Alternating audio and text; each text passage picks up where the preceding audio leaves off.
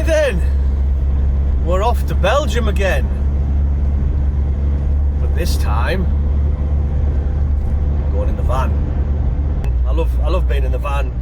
Apparently on Monday it's going to be minus, which today's Sunday, it's going to be minus whatever 2 or something like that, so that's going to be interesting. I'm going on the Euro tunnel, so now I'm driving down to Folkestone because I'm getting the Euro tunnel at, the train is at 10 to 4, so it's down onto the M25 over the Dartford crossing, and then I'm in new territory then. Really, I don't really know where I'm going.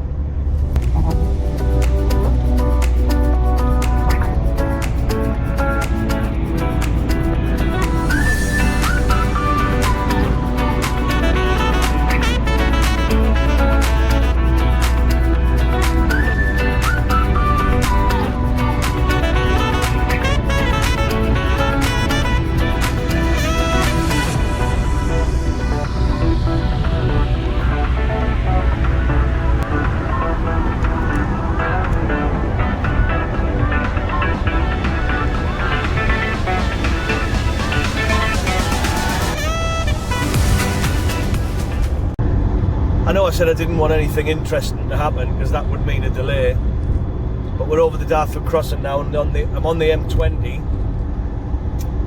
M20 is a pretty uninteresting road, not a lot going on, but on the way down to Folkestone to get on the Euro tunnel, it takes about half an hour. I think it cost about 70 quid, 67 quid or something like that, which is a lot, but it's more, I think it's double the price than taking your van on the ferry. But the ferry takes 2.5 hours, and you know, that's 2.5 hours of your life you're not going to get back. You go to the same place, you go to Calais, but I've got an hour and a half, not 2 hour head start on the people on the ferry to get to Brussels, which is about a 2.5 hour drive. So I'd get there with plenty of time to spare, I reckon. Get myself bedded down, all my bag unpacked and whatnot.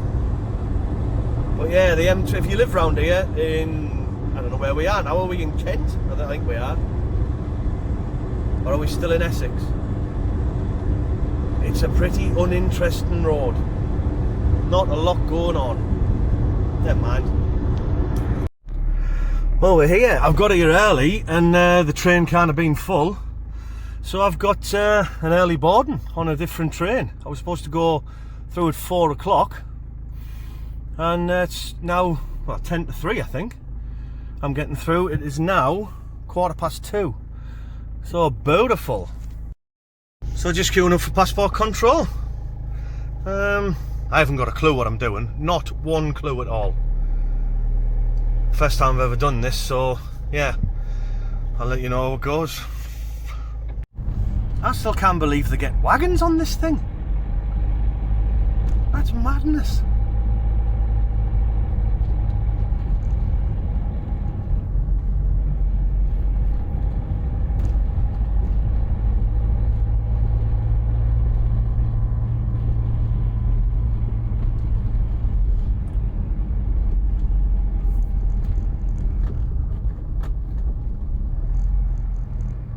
I didn't know they had a horse on the hill in Folkestone. There's a new thing that I've learned today. So this is what we're looking at.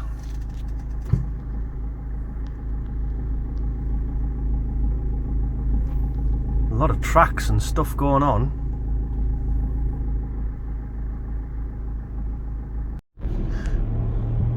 That's how they get wagons on it.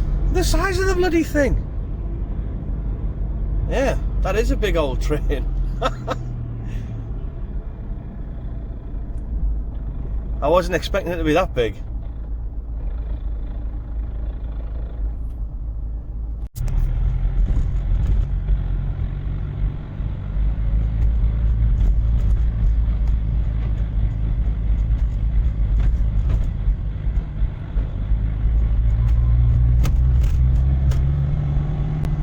Christ, are we driving there?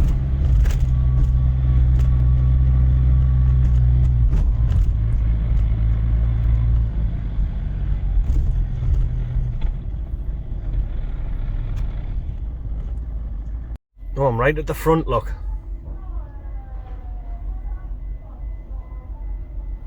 I don't know what we do now. Do we get out? So what do we do?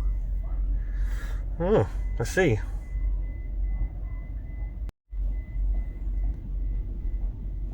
Like Indiana Jones if I want to get through now.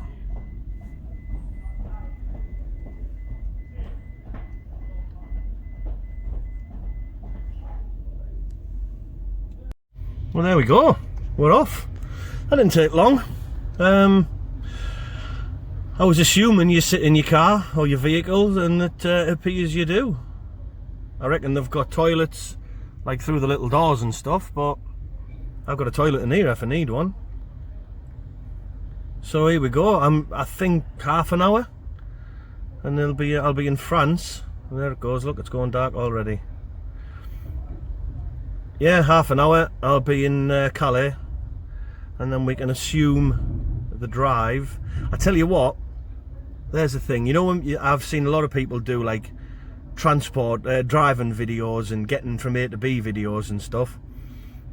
It takes a lot longer when you're doing it than when you're watching it on YouTube. God, man, it's took ages. This about 3 hours to get here, and then I've been in queues and whatnot. But yeah, we're on our way now.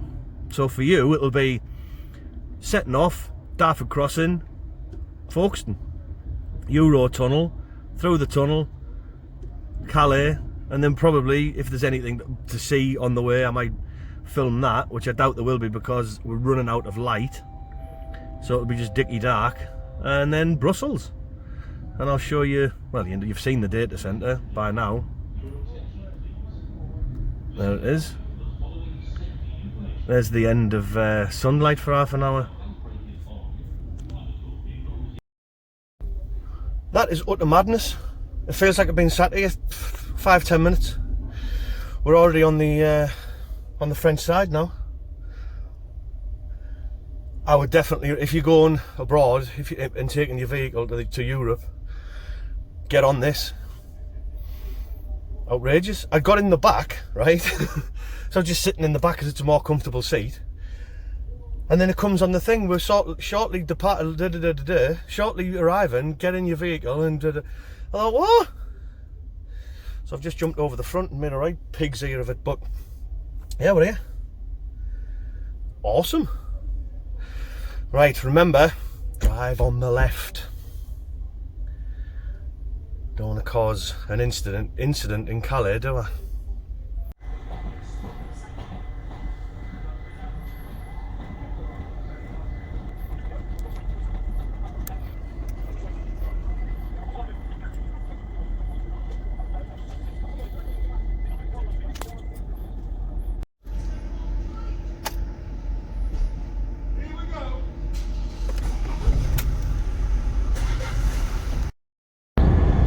I mean, obviously I meant drive on the right, because we drive on the left in England, don't we? Been a bonny accident that I caused. Not so bad on the motorways, you can't really go wrong, but it's once you get onto the smaller roads, I suppose we call them B roads and smaller A roads and stuff. Anyway, just leaving Calais now. I've got 50 kilometres to drive on whatever road this is, the E40, and I'm assuming it's taking me towards the Belgium border. It's saying I've got 2 hours, just over 2 hours, 2 hours 9 it was. Light's starting to drop, so I'll get there in the dark, I expect.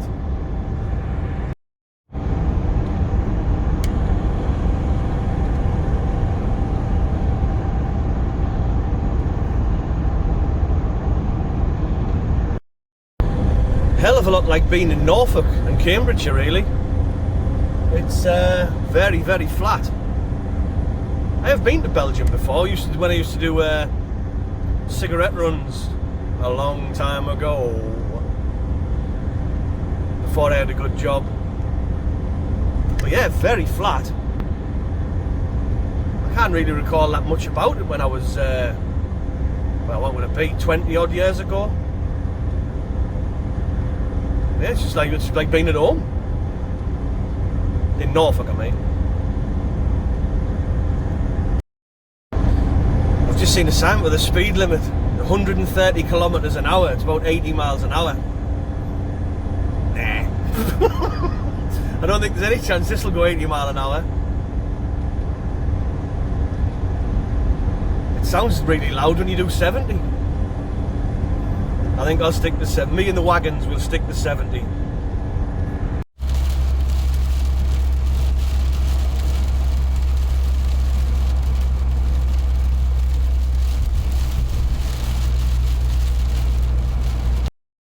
Oh, here we are. This is the digs for the week. Pretty well lit. It's a decent industrial estate by the look of it from last week. So yeah, this is pretty much where I'll be parked for the rest of the week. I'll show you the job, it's just over here. So that's it. That's the data centre we're building. That's something to do with it. Not entirely sure what. But yeah, I'm going to have a sit down now and a relax, because I've been driving for God knows how long. Right, that's been a day. I've had some tea and I'm going to go to bed now. So I'll show you my bed. Now, you know, you've seen all these videos of van life videos where everyone's like, oh yeah, and this, and they've got a beautiful view and they've got all of that stuff. Well, this is mine, because I used it, or I still use it, to go and work in central London. Obviously you take a camp van and you parked in a street or a multi-storey car park or whatever you're doing a bit of stealth camping. They don't take kindly to that sort of stuff, so you've got to be, it's got to be stealth, it's got to be hidden. There's no windows in here. There's a curtain, there's the curtain across the back, at the front, sorry. So that curtain, here, look, I'll show you. So there's all my mess. So that's the curtain now. I'll turn that off because that is mega bright. Yeah, so basically I'm going to get into kip now and I'll show you the bed. So there we go. Nothing flash. The missus always goes mad about the distance from the bed to the roof. It's not a lot. She goes, it must be like sleeping in a coffin, but my eyes are closed, so I suppose it is, but I don't know. I put my Makita charger there because I need to take that in the morning. There's some drawings by the boy. A rainbow with a love heart and the sun. So they get updated every now and again when he does me a new one. And what I've done is the duvet is shoved down because there's a gap there. All my tools are underneath this, so there's a gap at the back. So I've shoved that down there so there's no draft comes up, and I put a sleepy bag on there. So I'm going to get in now and yeah, hopefully have a decent kip. It's just started raining, which isn't ideal, because although people go, oh yeah, it must be lovely when you sleep and it rains and you can either pitter patter of rain, that sort of works in I suppose in an ASMR video, but it doesn't when you're inside of a tin can. It gets a bit of a pain in the bottom, to be quite honest. There's me. Clean, by the way, underpants and socks, they're not used. So anyway, yeah, night night, see you in the morning, see what tomorrow brings.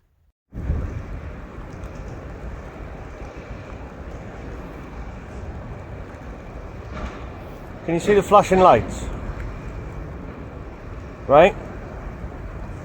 That is 5 different cranes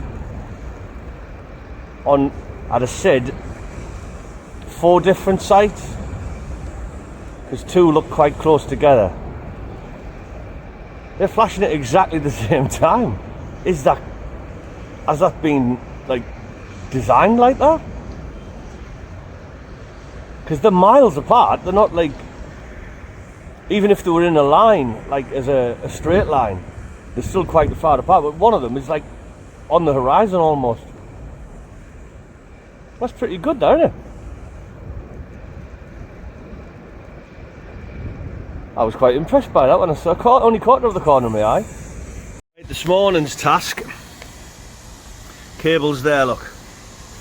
So the one on the left hand side is a 185. The other two are 120s. I'm assuming they ran out of cable. But take note, cable gangs of England. They put the cable into the gland here for you. You what? I'll get used to this. I think it just needs tying in a little bit, just to pull it back to the other two, and then I can set about getting it turned. Only thing is, look, right on top of the roof, it's raining, so I'm hoping that when I lift this up, that comes up like that, like the side there, look, so that acts as a canopy, and then I'm going to lift that up and stand it there so it stops the wind blowing on me. Hopefully, fingers crossed. But I need a flathead driver to get into there, and I don't got one, so I've got to go to the van and find one. Anyway, this is all the chillers to cool all of the very, very hot data storage facility downstairs. Oh, that's pretty decent, that rain now. It's they're pretty much the same in configuration, data centers. You need a massive cooling system because you think your computer at home, your desktop at home, the back of that gets really hot, and that's got no processing, got no storage really when you think about it, whereas these are incredible. So yeah, they need cooling down. Crazy how different stuff is, look. Different of the tray, different to the tray. And even the unistrut. Unistrut's a lot more different, and it's like a lot thinner, a lot more flimsy. I think that's pretty similar, but yeah, the gear, like there, look at how thin the wall of the strut is. It's the same dimensions, but a lot thinner. If you look at the rack as well, the rack's a lot thinner. But look, it's just held in with like little rivets. There's no, you haven't got any holes to tie anything to. And yeah, that's just all very strange, all very new. Hang on a second.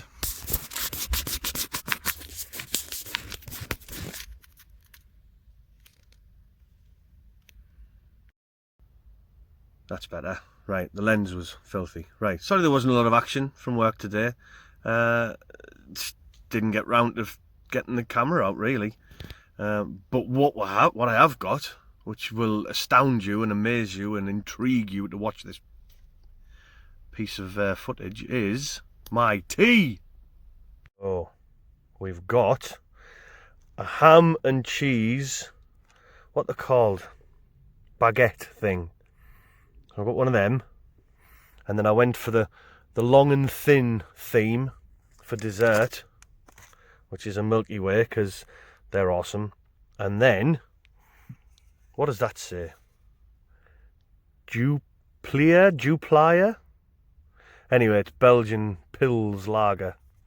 So I'll try one of those, and by all accounts, it shouldn't be too bad. 5.2%. They only had Coke cans. Well, they had 6 Coke can sizes, and then they had 8 normal ones. I thought, well, if I get 8 and they're not very nice, I'm stuck with them then, aren't I? Let's have a try. Have a try while I'm here. See what it's like.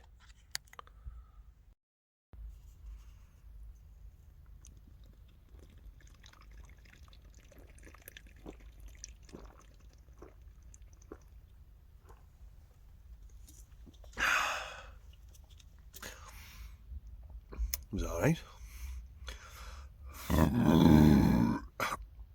Decent burpometer. Tastes a little bit cidery, that. There's like a little bit of a dry side. Look at this, look at me doing a beer review. Oh yeah, so if you travel to Belgium, you must drink the Duplier. Anyway, oh, it was alright there. I could get on that. I'm going to eat my baguette and my Milky Way, and I got 2 of each because, like I said, I'm a fat dog. Anyway, hopefully I've got something to show you in the morning. I think there's an AHU, an air handling unit, up on the roof, which we've been having bits and bobs of problems with. and they reckon that they've come up with a solution, so we'll see. We'll have a look at that tomorrow. I just hope it doesn't rain, because all it's done today is rain. In like 20-minute stints, half-an-hour stints, then stop for 10 minutes, then rain again, and it's been a pain. The rain has been a pain. Doesn't rhyme with Brussels, does it? So, waste of time, that. Right, see you in the morning. Good morning. It was a little bit chilly last night. Whether you can see that. But watch this. This is how cold it was. Frosty windscreen, obviously standard for a cold day, but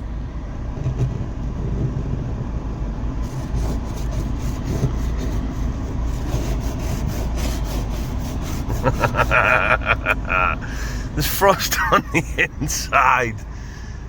What? No way, man. That is like bloody Nora. That is cold.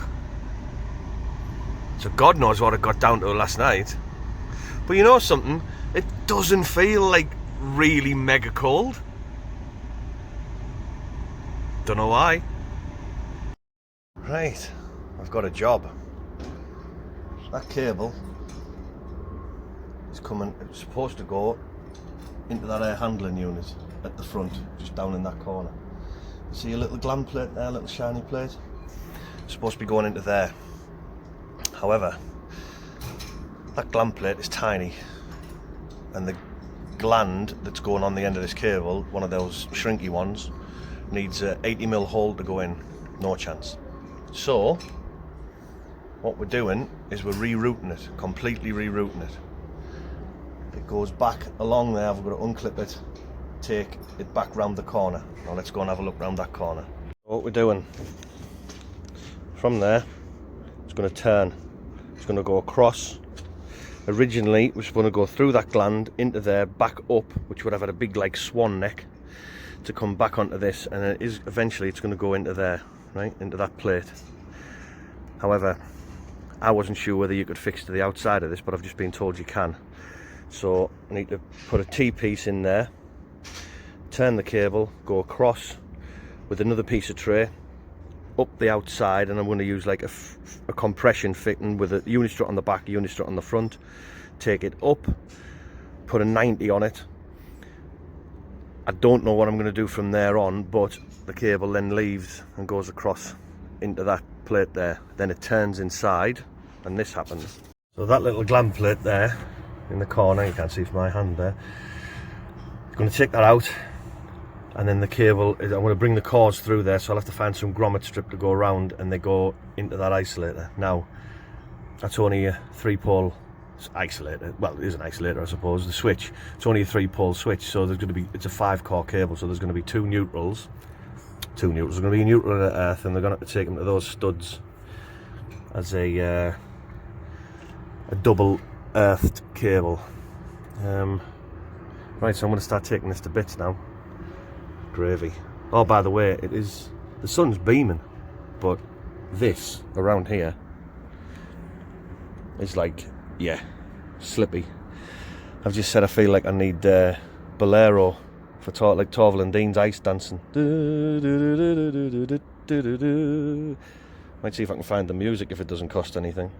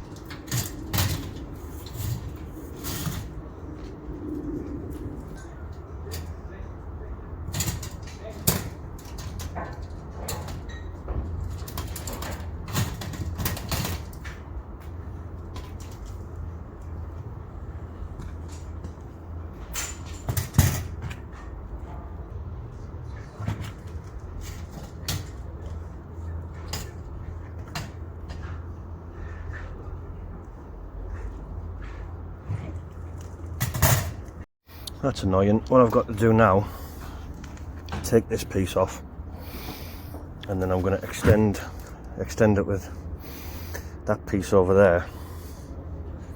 And then the way that they do where we have a tray, which sorry, like you'd have a T-piece, which was a whole T-piece, whereas this isn't. What they've done is cut the lip out of one side, and they fit that in, so it's not affected on the back side, so you only cut the front lip out. That's the type of stuff that they're using. So I'm going to have to extend it, and yeah, take obviously the lip out, say about there, fit the T-piece, and then I can start taking the piece away. I'm going to need one of those feet, and there isn't a spare one, because I'm assuming that this piece is going to take some sort of small power cables or even control cables round to go in to the actual air handling unit. So I can't take these feet away. I've got to wait. I've got to go and try and find another one. Right, just let me have a butcher's. I just need a 10mm spanner to take them out, because I'll never get the doings in there. Right, I need to dismantle this piece here, because up to that point over there, the second set over there, that's not getting used, because they're going to bring it, because obviously there's another cable for the other air handling unit, which is over there on the other side, and they were supposed to bring it on that tray. Well, obviously that's full, so they're going to have to put a new piece of train and let it sweep across onto there. So this part here isn't going to be used. Right, dismantling time. Right then, we came to a stop because that needs to be cut. Now, I haven't got a reciprocating saw or a multi-tool to cut through that, and I don't particularly fancy dismantling all of that to lift it up, to lift the cable out, so I'm afraid the other lads are going to do it tomorrow. I have got a reciprocating saw, but it's a 110, and I can't remember whether I showed you this, but everything on site here is 240. I couldn't believe it. Oh, where am I going here? So anyway, what I've done is I've dismantled the tray that was round there, got it round to this. Now there's a piece that's going to go in there, across the foot, up there. We discussed that one, talked about that. They're going to punch a hole there for me, so that's going to get that, put that gland in that hole when it appears, and then I'll be able to take the cable. Well, the hole is going sort of there, yeah, about there. So the cable will come in, I'll take that little gland plate off, and then it will go up into there, which I told you about earlier on with the two earths, because they're not using the neutral down to there. Yeah, and then he's got me some work for tomorrow apparently, so I might be able to show you that. But yeah, today I've basically been like organising, getting all of this done, and I haven't done a lot. But I'm going to I think I'm going to go and get a Domino's, because I bloody deserve one. Look at that, eh? Sunshine for you. That is bright.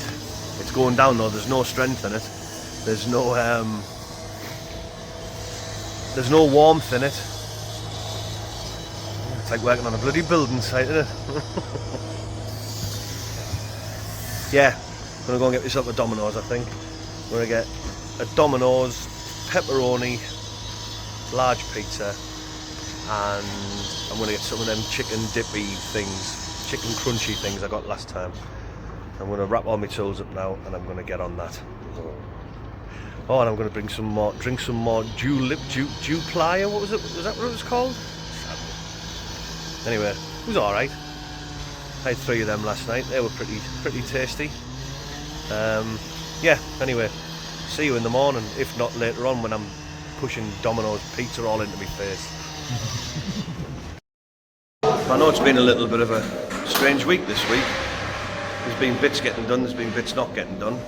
But now we're pulling temporary cables to do the tests on the panels, and I've been teamed up with this bunch of legends. So these lads are Romanian and they do all the temporary cable installation. So there's four of them, one of me. I'm going to put all the connections on, but the lads are pulling them. And the beauty of it is, I just go out here.